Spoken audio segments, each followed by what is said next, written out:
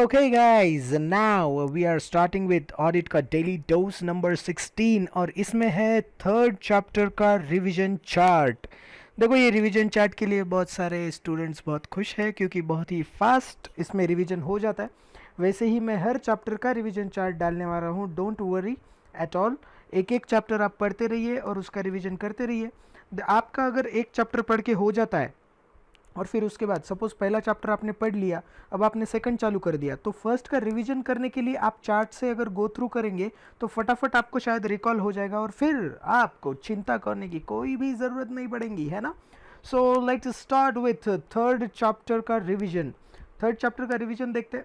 इसमें भी बहुत ही थोड़े ही पॉइंट है, ज़्यादा नहीं है। ये चैप्टर दिखने को बहुत बड़ा दिखता है लेकिन इसमें जो पॉइंट्स है ना वो बहुत ही ईजी है और बहुत ही फटाफट ख़त्म हो जाते हैं और बहुत सारी चीज़ें आपको ऑलरेडी पता है इसमें से।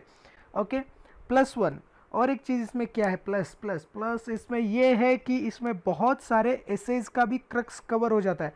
जैसे आप देख पा रहे हो यहाँ पे एसे 230 है, यहाँ पे एसे 500 है, उसके बाद आप देख रहे हो यहाँ पे ऐसे 580 है, 501 है, 505 है, 510, 550, उसके बाद 560, 570, ऐसे बहुत सारे चैप्टर्स का इसमें सॉरी एसेस का इसमें कवर भी हो जाता है, क्रक्स कवर हो जाता है। ठीक है, डिटेल में नहीं बट क्रक्स कवर हो जाता है।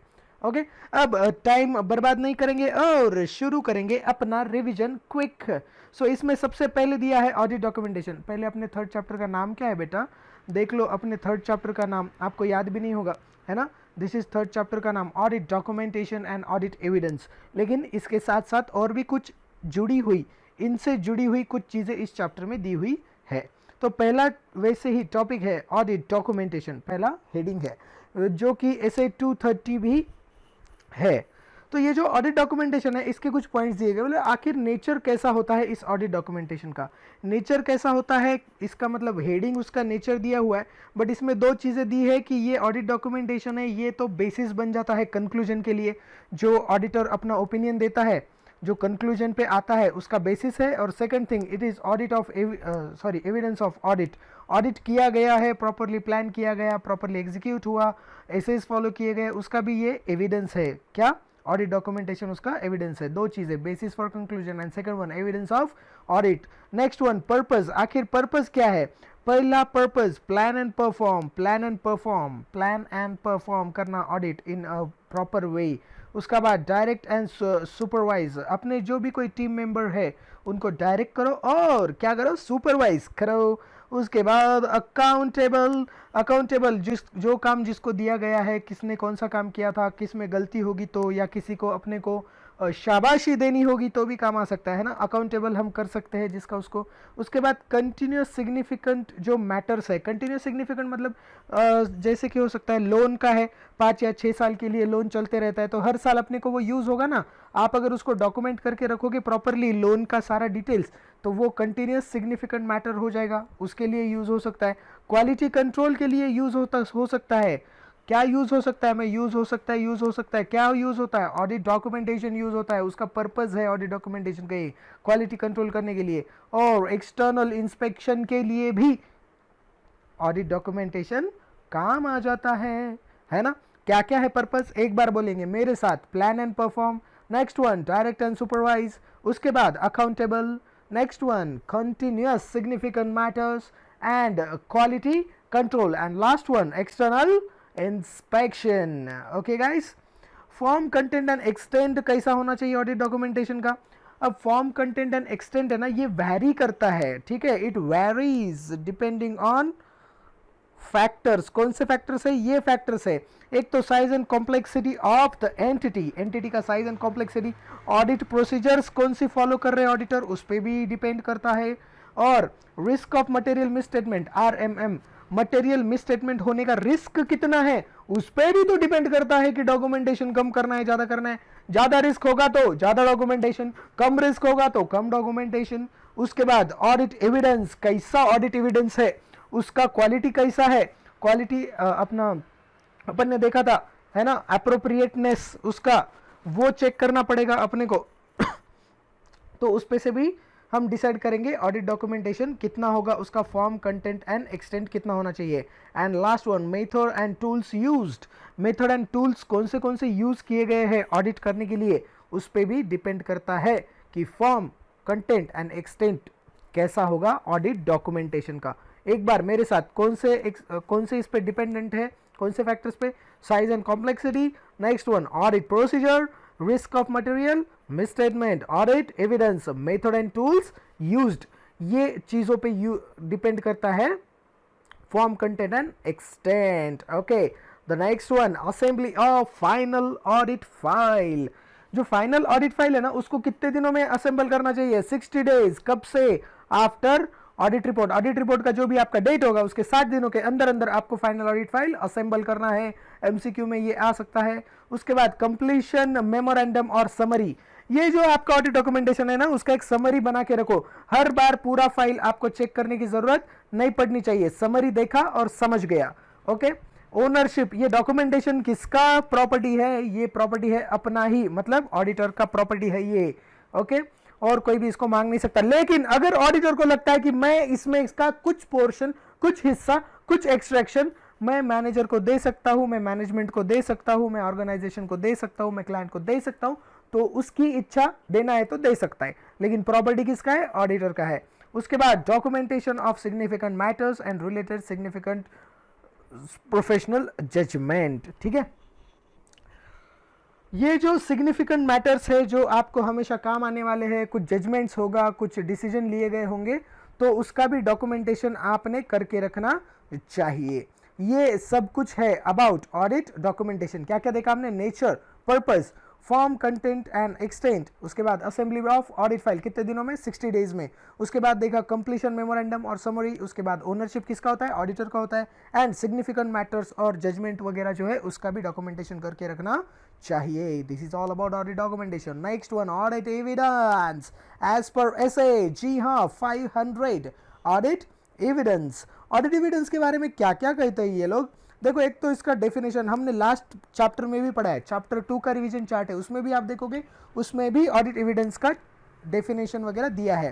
क्या है audit evidence, this is nothing but information used for conclusion, जिससे कंक्लूजन पे आप आते हो और उस पे बेस्ड ऑडिटर अपना क्या देता है, ओपिनियन देता है। सो ऐसी कोई भी इंफॉर्मेशन जिससे आप कोई कंक्लूजन पे पहुंचते हो और उससे ओपिनियन बनाते हो, वो इंफॉर्मेशन क्या है, ऑडिट एविडेंस है। ठीक है, उसके बाद sufficiency and appropriateness. Audit evidence कैसा होना चाहिए, सफिशिएंट एंड अप्रोप्रिएट होना चाहिए। सफिशिएंट मतलब क्वांटिटी एंड अप्रोप्रिएट मतलब क्वालिटी, तो उसका क्वांटिटी एंड क्वालिटी कैसा होना चाहिए, बराबर होना चाहिए। दोनों भी depending on risk of material miss statement हो सकता है, डिपेंडिंग ऑन सिग्निफिकेंट मैटर्स हो सकता है, डिपेंडिंग ऑन जजमेंट्स हो सकता है। सो जैसा सिचुएशन है उस हिसाब से ऑडिट एविडेंस का सफिशिएंसी एंड अप्रोप्रिएटनेस अपने को देखना पड़ेगा as per SI 500। Now audit procedure to audit obtain audit evidence.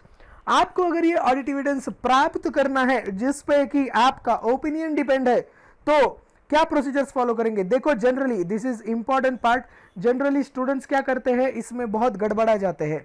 Test of details क्या है, टेस्ट ऑफ कंट्रोल्स क्या है, सब्सटेंटिव ऑडिट प्रोसीजर्स क्या है, फर्दर ऑडिट प्रोसीजर्स क्या है, रिस्क असेसमेंट प्रोसीजर्स क्या है, तो ये सब कुछ सर इतना गड़बड़ हो जाता है ना, कुछ समझ में नहीं आता। इसलिए इसको भी एक और छोटे सिंपल से छोटे चार्ट फॉर्म में मैंने दिया है, तो आप इसको देखिए, समझिए और आप ना कंफ्यूजन दूर कर दीजिए। ऑडिट प्रोसीजर्स जो कि ऐसे 500 का ही एक हिस्सा है, तो ऑडिट प्रोसीजर में देखो 2 हिस्से कर दिए। पहला तो रिस्क असेसमेंट प्रोसीजर, रिस्क को असेस करने की प्रोसीजर। सबसे पहले क्या करो, रिस्क असेस कर लो कि कितनी रिस्क है। This is one of the procedures as per SA 315 है ना। फिर दूसरा पार्ट आता है फर्दर ऑडिट प्रोसीजर्स। रिस्क हमने एक बार देख लिया, अब रिस्क देखने के बाद फर्दर ऑडिट प्रोसीजर्स, आगे की audit procedures. Further audit procedures में 2 हिस्से आते हैं, एक तो test of control and substantive audit procedure. Test of control मतलब कंट्रोल्स को चेक करना है, कंट्रोल्स का ऑडिट करना है कि क्या कंट्रोल्स अप्रोप्रिएट है, क्या कंट्रोल्स वर्क कर रहे हैं, क्या कंट्रोल इंप्लीमेंट किए गए हैं, नहीं किए गए हैं। उसको देखने के बाद हम चलते हैं सब्सटेंटिव ऑडिट प्रोसीजर्स पे। सब्सटेंटिव ऑडिट प्रोसीजर्स मतलब जो कि हम रफ लैंग्वेज में या जनरल लैंग्वेज में उसको बोलेंगे कि असर्शंस लेवल पे ऑडिट को चेक करना। असर्शन लेवल पे मतलब बैलेंस चेक करना, उसका डेट चेक करना, क्या प्रॉपर पार्टी है वो चेक करना, अकाउंट वाइज चेक करना, जर्नल लेजर्स प्रॉपरली चेक करना। तो ये जो सब्सटेंटिव ऑडिट प्रोसीजर्स है, फिर इसको दो पार्ट में डिवाइड किया गया। एक तो टेस्ट ऑफ डिटेल्स और दूसरा एनालिटिकल प्रोसीजर्स। एनालिटिकल प्रोसीजर जो कि एसए 520 में भी दिया गया है, और इस पे एक अलग से चैप्टर भी है, आपको चैप्टर नंबर 8 दिया गया है। ठीक है, आपके मॉड्यूल में भी है और अपने फन बुक में भी दिया गया है। ठीक है, सो एनालिटिकल प्रोसीजर मतलब एनालिसिस करके आपको ऑडिट करना है। जैसे कि आपने रेशियो एनालिसिस कर लिया, ट्रेंड एनालिसिस कर लिया, रीजनेबलनेस टेस्ट कर लिया, एक्सेट्रा एक्सेट्रा, और चैप्टर 8 में इसके बारे में और डिटेल में दिया गया है। तो ऐसे एनालिसिस करके आप ऑडिट कर रहे हो। This is nothing but analytical procedures. और एनालिटिकल प्रोसीजर्स के साथ अगर वो काफी नहीं लग रहा है तो test of details is one of the procedure. Test of details में क्या करते हैं, फिर अपन वाउचिंग एंड वेरिफिकेशन पे आते हैं। वाउच करना, वाउचर्स को वन बाय वन चेक करना, डिटेल में वेरीफाई करना, अलग अलग असेट्स होंगे, लायबिलिटीज होंगे, अकाउंट्स होंगे, बुक्स होंगे, डॉक्यूमेंट्स होंगे, कॉन्ट्रैक्ट्स होंगे, उनका वाउचिंग एंड वेरिफिकेशन करना। This is nothing but test of details, detail में टेस्ट करना। होप सो अब आपको फ्लो समझ में आया होगा सारे ऑडिट प्रोसीजर्स का, है ना, इजी है ना। तो ये पार्ट है, इसको एक बार ध्यान से पढ़ लेना, ध्यान से देख लेना। ओके, हमने देखा, एक बार मैं रिवाइज करता हूं। ऑडिट प्रोसीजर में दो चीजें आती है, रिस्क असेसमेंट प्रोसीजर, उसके बाद आता है further assessment procedure. Further assessment procedure के दो पार्ट है, एक तो test of control and substantive audit procedure. Substantive audit procedure के दो पार्ट्स है, test of details and analytical procedure. Analytical procedure में हम जैसे कि ratio analysis, trend analysis, reasonableness test वगैरह करते हैं। और टेस्ट ऑफ डिटेल्स में दो चीजें आती है, vouching and verification. This is generalize procedures.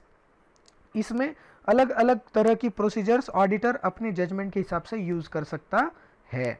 अब इसमें और एक चीज आती है, एक्सटर्नल कंफर्मेशन, जो कि एसए 505 भी है। इसको हम डिटेल में देखने वाले हैं अगले एक पॉइंट में, इसी चैप्टर में, है ना। और असर्शंस, असर्शंस होते हैं, असर्शंस क्या होते हैं, इसका एक अलग से वीडियो ही मैंने पोस्ट किया हुआ है अपने YouTube चैनल पे, जो एक 15 से 20 मिनट का है, लेकिन वो असर्शंस को पूरा अच्छी तरीके से कवर कर लेता है। ये एक बहुत ही बेसिक एलिमेंट है ऑडिट के लिए, तो वो वाला वीडियो बिल्कुल भी देखना भूलिएगा मत, जो असर्शन पे लिखा हुआ है। 15 से 20 मिनट का ही वो वीडियो है। ओके गाइस, अब बढ़ते हैं नेक्स्ट चीज की ओर, types of audit evidence. Nature की बेसिस पे, नेचर ऑफ ऑडिट एविडेंस के बेसिस पे उसको डिवाइड किया गया है तीन पार्ट में, visual, oral and documentary audit evidence. बहुत ही छपरी पॉइंट है ये, visual audit evidence, oral audit evidence, documentary audit evidence. और सोर्स के बेसिस पे डिवाइड किया गया है internal and external audit evidence. जो सोर्स है, जो उसका ओरिजिन है, कहां पे वो ओरिजिनेट हुआ है ऑडिट एविडेंस, अगर आपके ऑर्गेनाइजेशन के बाहर ओरिजिनेट हुआ है तो एक्सटर्नल ऑडिट एविडेंस, और अगर आपके ऑर्गेनाइजेशन के अंदर ओरिजिनेट हुआ है तो इंटरनल ऑडिट एविडेंस, है ना। देखो मुझे बताओ, आपका सेल्स इनवॉइस, आपने कुछ सेल किया है, उसका इनवॉइस क्या है, वो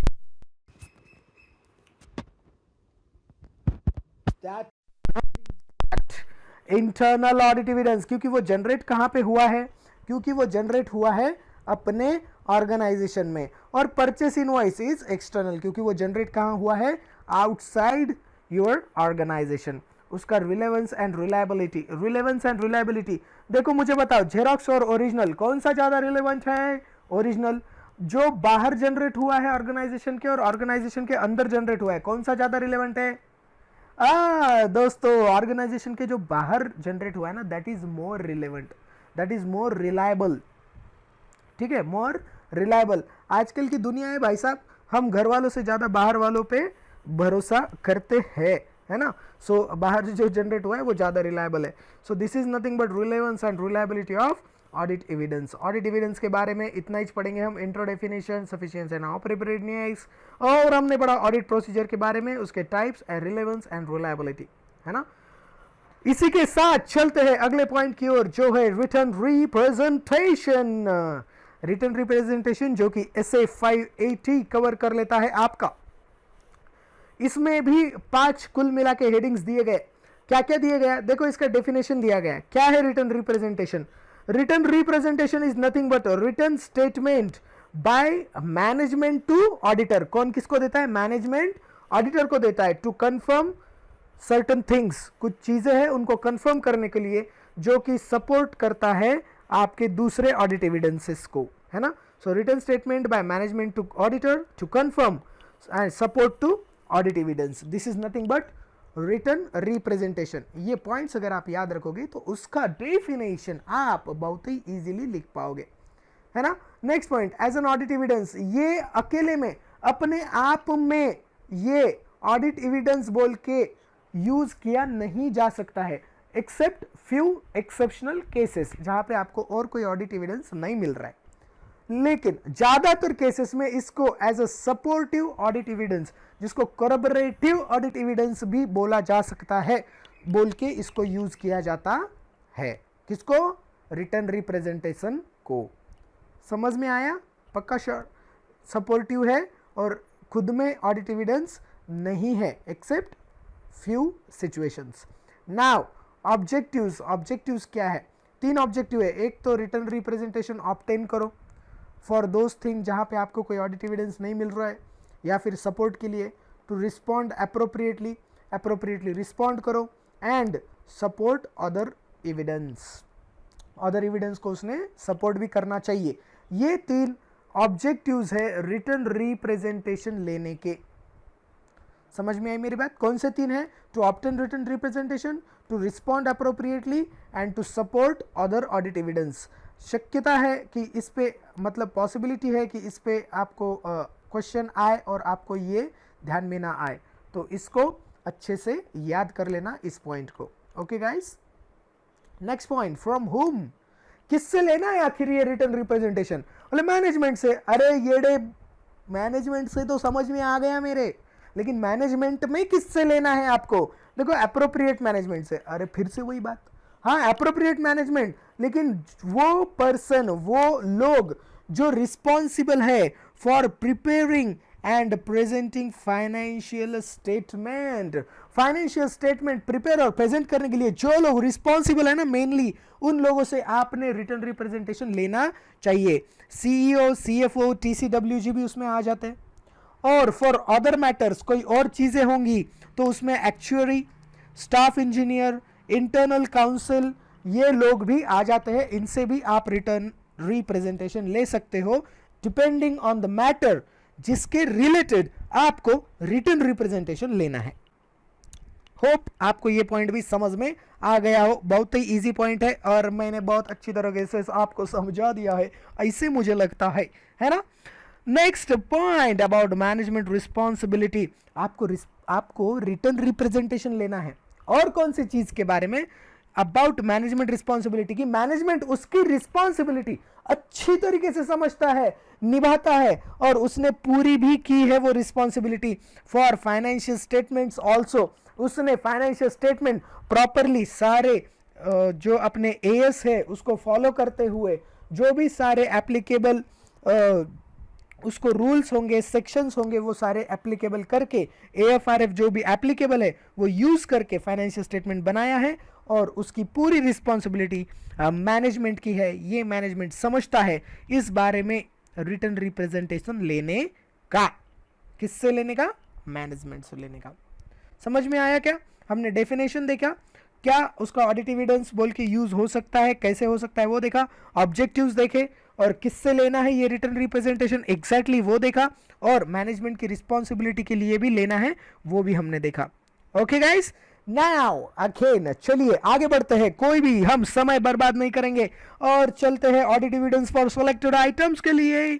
सिलेक्टेड आइटम्स, देखो पहले हम ऑडिट एविडेंस जनरलाइज देख रहे थे, अब देख रहे हैं सिलेक्टेड आइटम्स के लिए, जो आपको ऐसे 501 में 501 में 500 में ऑडिट एविडेंस दिया है, और 501 में फॉर सिलेक्टेड आइटम्स के लिए ऑडिट एविडेंस दिया गया है ना। तो वो भी यहाँ पे कवर हो रहा है। Inventory, litigation and claims and segment information. तो इन्वेंट्री पे ज़्यादा आपको डिटेल में दिया गया है। इन्वेंट्री तो आपने फिजिकली इन्वेंट्री काउंटिंग अटेंड करना चाहिए। जब इन्वेंट्री का काउंट हो रहा है तो वहां पे जाके आपने खड़े होना है, ऑब्जर्व करना है, देखना है कि क्या इन्वेंट्री प्रॉपरली काउंट की जा रही है या नहीं की जा रही है, वो सब आपको देखना है। Other than at date of financial statement, अगर फाइनेंशियल स्टेटमेंट के डेट पे नहीं हुआ, जनरली फाइनेंशियल स्टेटमेंट का डेट क्या होता है 31 March, end of the financial year उसका डेट होगा फाइनेंशियल स्टेटमेंट का, लेकिन उस दिन पे आपका इन्वेंट्री काउंट करना नहीं हुआ या आपका अटेंड करना नहीं हुआ, तो फिर आप क्या करेंगे, कोई अल्टरनेटिव डेट पे जाइए, उसके 2-3 दिन बाद और या फिर उसके 2-3 दिन पहले आप जा सकते हो। जनरली बाद में गया तो ज़्यादा इजी या फिजिबल होता है प्रैक्टिकली, और जाने के बाद जो 2-4 दिन में ट्रांजैक्शन हुए हैं ना, जो भी कुछ बेचा गया है सामान, परचेज सेल्स, जो भी कुछ सामान हुआ है वो उसमें से प्लस माइनस कर दो, और फाइनेंशियल स्टेटमेंट के डेट पे क्या इन्वेंट्री थी वो आप फाइंड आउट कर सकते हो, और इस तरीके से आप फिर से इन्वेंट्री का काउंट अच्छे से ले सकते हो। समझा? अगर other than date of financial statement पे आप इन्वेंट्री काउंट कर रहे हो तो आपको प्लस माइनस करके, एडजस्टमेंट्स करके फाइनेंशियल स्टेटमेंट के डेट पे कितनी इन्वेंट्री है वो फाइंड आउट करना है। Unable to attend, again same point, अगर आप अनेबल टू अटेंड है, समझो अभी जैसे लॉकडाउन हो गया, you are unable to attend inventory count, या फिर समझो कोई फ्लड आ गया, अर्थक्वेक आ गया, आप जा नहीं सकते, कुछ ऐसे ही अनफॉर्चुनेट कुछ हो गया और you are unable to attend, ठीक है, क्या इन्वेंट्री काउंटिंग, तो again same in alternate date पे जाओ और प्लस माइनस करके आप उसका काउंट फिर से ले सकते हो। नाउ अगर इम्प्रैक्टिकेबल है तो सपोज बॉर्डर पे जाके आपको कुछ वहां पे कितना गन्स है, कितना बुलेट्स है, ये सब कुछ देखना है और अभी वॉर चालू है, तो आप जा सकते हो क्या? No, this is impracticable for you, वहां जाके गोली थोड़ी खाना है भाई, नहीं खाना है ना, सो दिस इज इम्प्रैक्टिकेबल। तो आप उस सिचुएशन में रिटर्न रिप्रेजेंटेशन ले सकते हो, और जो आपके क्लाइंट ने, ऑर्गेनाइजेशन ने जो भी इन्वेंट्री काउंट किया है आप उसका यूज कर सकते हो, या फिर इंटरनल ऑडिटर ने अगर किया होगा ऑडिट तो आप उसका भी यूज कर सकते हो। So you can use different things अगर इम्प्रैक्टिकेबल है तो।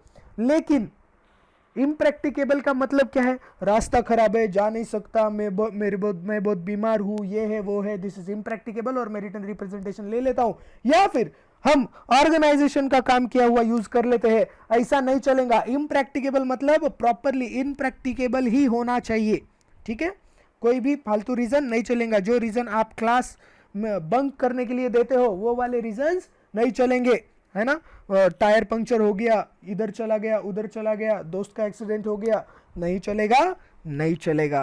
Okay guys, now litigation and claims. Litigation and claims के लिए मैनेजमेंट की इंक्वायरी करो, मिनट्स ऑफ मीटिंग देखो, उसको रीड करो, उसमें से आपको लिटिगेशन एंड क्लेम्स के बारे में चलेगा, उसका स्टेटस क्या है, कौन से लिटिगेशंस है, क्लेम्स है, कहाँ पे ऑर्गेनाइजेशन जीत रहा है, कहाँ पे हार रहा है, और आपको पता चलेगा लीगल एक्सपेंस अकाउंट से। लीगल एक्सपेंस अकाउंट में बहुत ही ज़्यादा एक्सपेंसेस है, तो आपको पता चलेगा कि इन पे क्लेम्स लिटिगेशंस कैसे चल रहे हैं, बहुत ज़्यादा चल रहे हैं, कम चल रहे हैं, क्या चल रहा है, उस पे से डिपेंड आप मैनेजमेंट से फिर और इंक्वायरी कर सकते हो, ठीक है। And segment info, generally segment info आपको कंसोलिडेटेड फाइनेंशियल स्टेटमेंट में से पता चल सकता है, या फिर आप मैनेजमेंट से इंक्वायरी कर सकते हो, या फिर आप अलग से उसके फाइनेंशियल स्टेटमेंट मैनेजमेंट को बोल के उसका इंस्पेक्शन करवा सकते हो। समझ में आई मेरी बात? Okay guys, so this is about SA 501, that is audit dividends for selected items. इसमें इन्वेंट्री हमने, litigation and claims and segment information देखा है। Now let's come to the point, external information, external external confirmation that is SA 505 है आपका। थोड़ा सा मैं अब स्पीड बढ़ाने वाला हूँ, ठीक है। सो अब आपको पहचान वाली चीज़ है तो मैं स्पीड बढ़ा रहा हूँ। External confirmation, direct return response to the auditor from third party से आया हुआ आपको डायरेक्ट रिटर्न ये है, रिटर्न रिस्पॉन्स है। इसमें टाइप्स हो सकते हैं, कौन से टाइप्स दिए हुए? पॉजिटिव कंफर्मेशन मतलब एग्री भी होगा और डिसएग्री भी होगा तो भी आप हमें रिस्पॉन्स दीजिए, that is positive confirmation. Negative confirmation मतलब only if you disagree with our amount और वॉट एवर द थिंग, तो ही हमें रिस्पॉन्स कीजिए अप टू सर्टन डेट और ये टाइम दिया होगा। नॉन रिस्पॉन्स मतलब आपको रिस्पॉन्स ही मिला नहीं, फेलियर टू रिस्पॉन्ड हो गया। और एक्सेप्शन मतलब रिस्पॉन्स इंडिकेटिंग डिफरेंस, जो भी डिफरेंस है उतना उसमें इंडिकेट हो रहा है। तो ये 4 टाइप है एक्सटर्नल कंफर्मेशन के। टाइप बोल सकते हैं इसको, या फिर these are some of the terminologies which are used for external confirmation. External confirmation की प्रोसीजर क्या है, कैसा करते हैं? पहले तो आपको इंफॉर्मेशन सेलेक्ट करना है कि किस इंफॉर्मेशन के बारे में आपको एक्सटर्नल कंफर्मेशन चाहिए। फिर आपको पार्टीज कंफर्म करना है कि किस किस पार्टी से कंफर्मेशन चाहिए। उसके बाद रिक्वेस्ट आपको बनाना है, एक रिक्वेस्ट बनाओ एंड सेंड पे क्लिक कर दो। क्लिक कर दो मतलब आजकल तो ईमेल ही भेजा जाता है, या फिर आप भेज सकते हो कुरियर से, स्पीड पोस्ट से वगैरह भी आप भेज सकते हो। ठीक है, सो this is nothing but the procedure. Information करो, पार्टी देखो, रिक्वेस्ट बनाओ और भेज दो। This is all about external confirmation. External confirmation कौन से चीज़ों के लिए कर सकते हैं? अकाउंट बैलेंसेस के लिए कर सकते हैं आप, कोई आपके जो कॉन्ट्रैक्ट्स है कॉन्ट्रैक्ट्स के लिए कर सकते हैं, है ना। तो ये अकाउंट बैलेंसेस के जो अलग अलग और भी कंपोनेंट्स है उसके लिए भी आप एक्सटर्नल कंफर्मेशन ले सकते हो।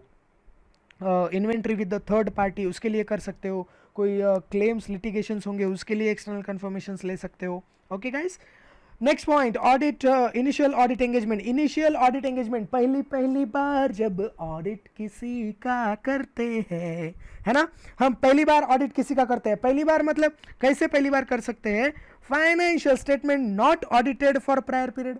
उस ऑर्गेनाइजेशन का इसके पहले कभी ऑडिट ही हुआ नहीं, पहली बार उस ऑर्गेनाइजेशन का ऑडिट हो रहा है, या फिर ऑडिटेड बाय प्रीडिसेसर ऑडिटर, आपके पहले किसी और ऑडिटर ने उसका ऑडिट किया हुआ है, आप पहली बार उस ऑर्गेनाइजेशन का ऑडिट कर रहे हो। मतलब ऑर्गेनाइजेशन का ऑडिट पहले भी हो चुका है but you are doing it for the first time. ठीक है, समझा? दो सिचुएशन इनिशियल ऑडिट एंगेजमेंट का। ये आपका SA 510 का कुछ क्रक्स कवर हो रहा है यहाँ पे, बहुत ही इंपॉर्टेंट। देखिए आपके कितने सारे एसेस कवर हो रहे हैं ना। नेक्स्ट वन देखो, इसमें क्या बोला है, आपको क्या चेकना है? चेक करना है, चेकना है। Okay, wow, this is good word. आपको क्या चेकना है? क्या चेकना है आपको? ओपनिंग बैलेंसेस चेकना है आपको, क्या ओपनिंग बैलेंसेस प्रॉपरली लिए गए हैं वो चेकना है। उसके बाद एप्रोप्रिएट अकाउंटिंग पॉलिसीज क्या अप्लाई की गई है, अप्लाई की गई अकाउंटिंग पॉलिसीज के बराबर है नहीं है, जो पिछले टाइम यूज की गई थी वही है, कंसिस्टेंट है नहीं है कंसिस्टेंट, अगर कंसिस्टेंट नहीं है, चेंज किया गया है तो क्या वो चेंज प्रॉपरली अकाउंटिंग स्टैंडर्ड के हिसाब से अकाउंट फॉर किया गया है या नहीं। होप सो आपने ये अकाउंट्स में पढ़ा है ना। क्लोजिंग बैलेंसेस ब्रॉट फॉरवर्ड, जो क्लोजिंग बैलेंस था वो प्रॉपरली ब्रॉट फॉरवर्ड किया गया या नहीं किया गया, ये भी चेक करना है, क्योंकि अगर उसमें गलती है तो आगे पूरी गलती हो जाएंगी। So in this way initial audit engagement है, तो ये चीजें आपको एक्स्ट्रा से ध्यान में रखनी पड़ेंगी। इजी है ना। जिनका आई गेस ये आर्टिकलशिप हो चुका है उन्होंने ये चीजें की होंगी, है ना। समझ में आ रहा है ना आपको। या फिर आप अगर फन बुक देखेंगे तो फन बुक में मैंने टैली के स्क्रीनशॉट्स डाले हुए हैं, जिससे भी आपको ये ध्यान में आ जाएगा कि कैसे चेक करते हैं। ओके गाइस, अरे आपकी सुविधा के लिए बहुत कुछ करके रखा है गाइस, आप बस यूज करो उसको प्रॉपरली।